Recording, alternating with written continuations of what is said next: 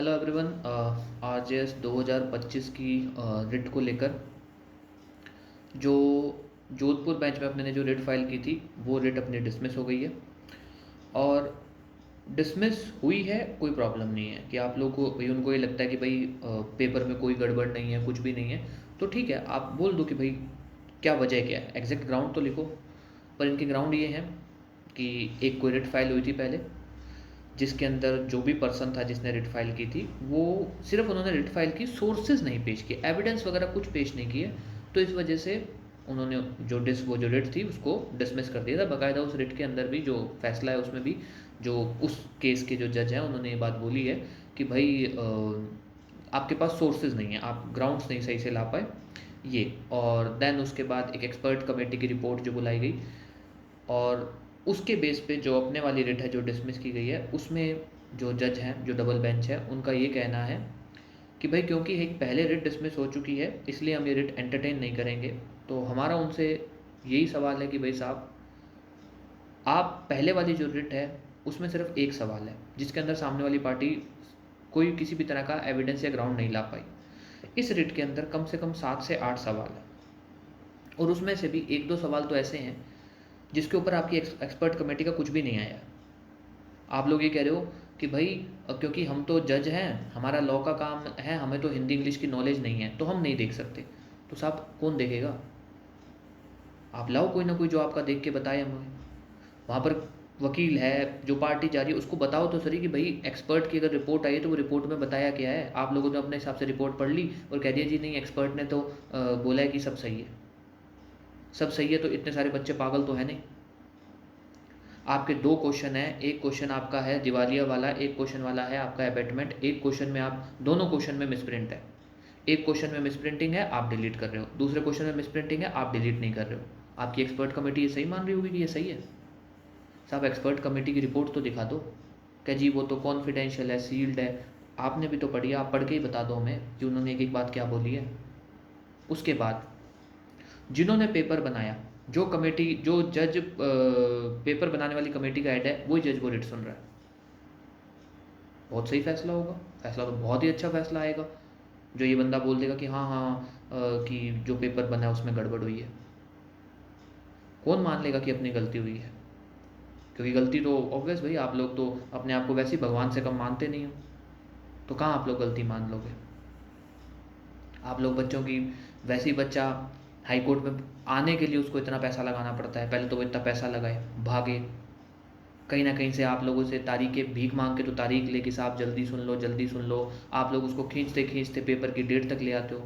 Paper करवाने की आपको बिल्कुल जल्दी है, वो आप 40-50 दिनों में करवा सकते हो, कई बार तो 30-35 दिन में ही करवाते हो। पर कोर्ट की ये इन मामलों में सुनने की जल्दी नहीं है आपको। आज तारीख है जी, 15 दिन बाद तारीख है जी, 20 दिन बाद तारीख है जी। उसमें भी 2 तारीखों में तो ऐसा है कि भाई एक में आप रोस्टर बदल दे रहे हो, जो पहले जो जस्टिस थे उनको आप चेंज कर दे रहे हो। फिर उसके बाद जो दूसरे जस्टिस आ रहे हैं उन्होंने फिर भी अच्छी बात बोली कि भाई मैं इस जो एग्जामिनेशन वाली अथॉरिटी है उससे किसी टाइम में कनेक्टेड रहा हूँ तो मैं ये रिट नहीं सुनूंगा। फिर जो अब जस्टिस सुन रहे हैं, जिन्होंने जो इस वाली कमेटी के जो इस बार जो पेपर हुआ है, जो इसके जो भी होता है, चाहे जो भी इनको बोलते होंगे मेंबर हेड जो भी, और वही ये रिट दोबारा सुन रहे हैं। मान लें कि वो बहुत सही फैसला करेंगे, वो मानेंगे कि हाँ गलती हुई है। आप लोग एक्सपर्ट की ना रिपोर्ट शो कर रहे हो। एक बात है कि भाई उस केस के अंदर एक्सपर्ट ने ये बोल दिया कि पेपर में गड़बड़ नहीं है, साहब उस केस में तो सवाल ही एक था। इस केस के अंदर तो बच्चों ने बातें कम से कम 7-8 रखी हैं। आप एक एक बात पे बताओ ना कि अगर अगर इस सवाल पे है तो इस सवाल पे एक्सपर्ट ने क्या बोला है। हम लोग इस चीज़ के एक्सपर्ट नहीं हैं जो बता सकें कि हिंदी में क्या होगा, इंग्लिश में क्या होगा। हम लोग एक्सपर्ट, तो साहब एक्सपर्ट को बुला लो ना,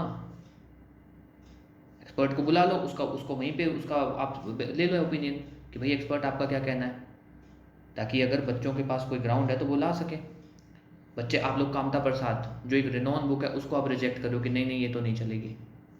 साहब जयपुर यूनिवर्सिटी के अंदर वो किताब चल रही है, सॉरी राजस्थान यूनिवर्सिटी के अंदर वो किताब चल रही है, तो वहाँ बंद करवा दो वो किताब। ऐसा है जी, भागे तो बहुत, पर इतना नहीं पता था कि जस्टिस जो ये क्या कहते हैं जुडिशरी का सिस्टम इतना हो चुका है कि ये कुछ भी करें, कैसे भी करें, ये कर सकते हैं। हम लोग सिर्फ इतना कर सकते हैं कि इनके पास इनको इनको पता है भाई हम लोग यही करेंगे, रिट फाइल कर देंगे और फिर इनके वेट करेंगे। इनको बाकायदा प्रॉपर छुट्टियाँ चाहिए, हर चीज़ की फैसिलिटी चाहिए, खुद को एक तरह से प्रॉपर, बस भगवान, वैसे तो इनको एक तरह से भगवान बोलते भी हैं कोर्ट के अंदर, बस भगवान एग्जैक्टली कहना रह गया है, बाकी ये अपने आप को पूरा वैसा ही मानते हैं कि हमने जो कर दिया वो सही है, उसके अलावा कुछ भी सही नहीं है। तो आप में से जो भी स्टूडेंट जो जुडिशरी की तैयारी कर रहे हो, थोड़ा वेल प्रिपेयर्ड हो जाओ। जैसे पहले नहीं, जो ये सिविल जो लोकल एग्ज़ाम होते थे, स्टेट वाले करवाते थे, तो उसमें हम बोलते थे कि भाई प्रिपेयर रहना कि कुछ एक गड़बड़ होगी हर पेपर में। तो अब आप लोग भी प्रिपेयर रहना कि जुडिशरी के पेपर में गड़बड़ होंगी, क्योंकि अब ये लोग पूरे आर्बिट्रेरी हो चुके हैं। पिछली बार 4 या 5 क्वेश्चन गलत थे, इस बार 7 क्वेश्चन गलत हो चुके हैं। धीरे धीरे ये नंबर बढ़ेंगे और धीरे धीरे जो पेपर का जो इनका जो सिस्टम है वो भी ऐसा होगा कि कोई भी ऐसा बच्चा जो इनसे परिवार का नहीं है, जो इस फील्ड का नहीं है, उसके लिए एग्ज़ाम क्लियर करना थोड़ा और मुश्किल होगा। 3 ईयर रूल आप देख रहे हो, आप लोग 3 ईयर रूल को ऑब्जर्व कर रहे हो कि क्या है, कोई ग्राउंड नहीं है, कुछ नहीं है, कोई वजह नहीं है उसकी। आप लोग ये कह रहे हो कि भाई मैच्योर नहीं है, तो साहब ट्रेनिंग किस लिए करवाते हो? अगर वो बंदा मैच्योर नहीं है तो फिर आप नौकरी लगने के बाद ट्रेनिंग किस चीज़ की होती है? और अगर वो मैच्योर नहीं है तो रिकॉर्ड पेश करो ना। बताओ ऐसे कौन से आपके जो जस्टिस क्या, जो जज बने बच्चे 21 साल के, 22 साल के, और आप उनमें से कितना परसेंटेज रहा कि वो सही नहीं निकले? कितना परसेंटेज रहा कि उनको उनको आपने नौकरी से निकाला है? गिनती के 1 या 2%, 2% भी नहीं होंगे पूरे पूरे। क्यों? क्योंकि अगर कम उम्र के बच्चे लगेंगे तो भाई वो लोग हाई कोर्ट तक 100% जाएंगे, 22, 23, 24, 25, क्योंकि उनके पास कम से कम नहीं तो 35 से लेकर 40 साल का उनके पास टाइम होगा। उनको आपको हाई कोर्ट पक्का भेजना पड़ेगा। तो इनके बच्चे जो वहाँ जो सिर्फ इसीलिए हाई कोर्ट में बैठ के वकालत कर रहे हैं कि हम लोग 7 साल या जो भी क्राइटेरिया है वो फुलफिल करेंगे, सिस्टम में घुसेंगे और बनेंगे। आप लोग हाई कोर्ट के रिकॉर्ड उठा लो, सुप्रीम कोर्ट के रिकॉर्ड उठा लो कि जो ये जज बन रहे हैं, जितने भी जो भी जज हैं, उनमें से कितने जो प्रॉपर जो जीएम है, डीजे है, इस रैंक से आ रहे हैं, और कौन कौन से ऐसे हैं जो ये वकील वाले तरीके से आ रहे हैं। और जो वकील वाले तरीके से आ रहे हैं उनमें किसके क्या क्या बैकग्राउंड है। जिनका अच्छा बैकग्राउंड है सिर्फ वही बन पा रहे हैं। तो ऐसा है, आप लोग थोड़ा सा तैयारी को लेकर पहले से एक स्ट्रॉन्ग हो जाइए, इतना सक्षम अपने आप को कर लीजिए कि अगर मान के चलना हमेशा, जैसे वो कहते हैं ना भी, एक तो ये है कि 100 में से आपको इतने नंबर चाहिए, तो अगर बात ये चलती है ना भाई आपको 100 में से अब 75 नंबर चाहिए, तो आप 75 नहीं, आप अब 85, 85 को टारगेट करिए, क्योंकि अब हर पेपर में गड़बड़ होगी, हर पेपर में गड़बड़ होगी। इंटरव्यूज़ में तो चलो गड़बड़ होती ही होती है, और अब इस चीज़ के लिए आप तैयार रहना। पिछली बार मेंस में भी गड़बड़ हुई थी, वो ऐसे वाला जो था राजस्थान के केस में, ऐसे के अंदर बच्चों को समझ ही नहीं आया भाई किस हिसाब से आप लोग 50 में से 6 7 7 नंबर दे रहे हो, 2 नंबर तक दिए जा रहे हैं। तो वो गड़बड़ हुई थी, जिसको कुछ नहीं पूछा गया, कोई कुछ नहीं, हाई कोर्ट सुप्रीम कोर्ट सब। तो अब आप लोग इसके लिए तैयार हो जाओ, और आप लोग जुडिशरी की तैयारी कर रहे हो, थोड़ा सा अपने आप को इतना स्ट्रॉन्ग कर लो, और कहीं ना कहीं से इस चीज़ को एक्सेप्ट करना पड़ेगा, क्योंकि ऑब्वियस है प्रोटेस्ट हम कर नहीं सकते।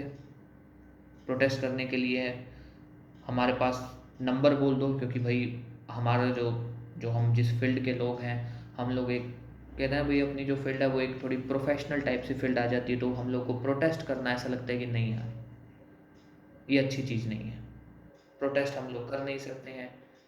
दूसरी बात ये भी है कि भाई हम में से सब लोग इतने सक्षम नहीं हैं कि भाई अभी तो हम लोग को ये है कि साहब नौकरी मिल जाए, क्योंकि वैसे ही खुद का खर्चा या घर का खर्चा ही उठाने के लिए अभी काबिल नहीं है। तो पहले तो अभी अपने इसी को टारगेट कर रहे हैं कि नौकरी कैसे ना कैसे मिल जाए। तो ये सब बातें इनको भी पता है, पिछली बार गड़बड़ हुई, क्या हुआ? कुछ नहीं हुआ। इस बार गड़बड़ हुई, क्या हुआ? कुछ नहीं हुआ। तो ये बातें इनको पता है कि हम कुछ भी करें, कैसे भी करें, हमें कोई नहीं रोक सकता। और सच्चाई भी है कि ये रुकेंगे भी नहीं। कैसे रोक लेंगे हम? है ही नहीं हमारे पास कोई ऑप्शन। अब वो कह रहे हैं कि भाई सुप्रीम कोर्ट चले जाते हैं। साहब, सुप्रीम कोर्ट जाने जितना पैसा ही हमारे पास होता, अगर हमारे पास इतना ही पैसा होता कि हमें सुप्रीम कोर्ट के अच्छे अच्छे वकील हायर कर लेते, तो हम आपकी नौकरी के पीछे थोड़ी भागते। अगर हमारे पास इतना पैसा है कि हम 2 4 5 लाख रुपए वकीलों पे लगा सकते हैं, तो हमें नौकरी की ज़रूरत कहाँ है?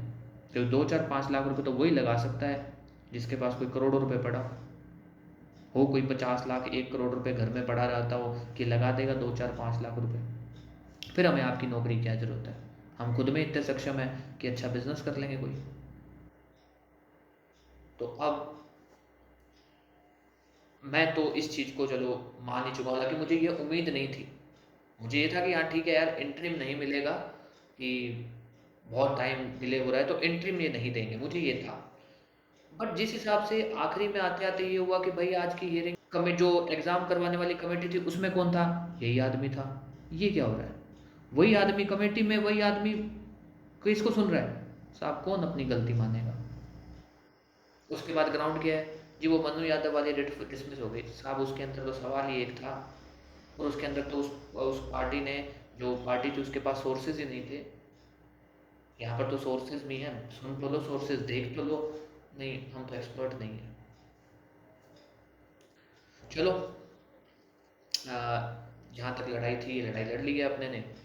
और आप लोग को तो मैं बस ये दोबारा बोलूँगा कि भाई, अब थोड़ा सा, तो कहते हैं ना भाई, पहले से ही इस चीज़ को मान कर चलना कि अगर कभी कोई गड़बड़ होगी, मतलब हर पेपर में गड़बड़ होगी, मुझे कहीं ना कहीं जो भी एवरेज कट ऑफ है उससे 10 नंबर ऊपर रहना है। अगर उससे 10 नंबर ऊपर रहूँगा या रहूँगी, तभी एग्ज़ाम क्लियर होगा। क्योंकि गड़बड़ तो अब होगी ही होगी, जिस हिसाब से हालात चल रहे हैं। तो अब ठीक है, मामले को यहीं ख़त्म करते हैं। आप लोगों ने बहुत साथ दिया, अपने भागे भी, और कोशिश भी खूब की। अभी भी भाग ही रहे हैं, देख रहे हैं कुछ और हो सके, कैसे हो सके। बट आप लोगों को मैं बस इतना ही बोलूँगा कि अब इस सिस्टम को एक्सेप्ट कर लीजिएगा कि अब जुडिशरी में भी यही होगा। ठीक है, थैंक यू आप लोग के सपोर्ट के लिए। एंड सॉरी, जैसा हमने चाहा था वैसा हम नहीं कर पाए, उसके लिए सॉरी।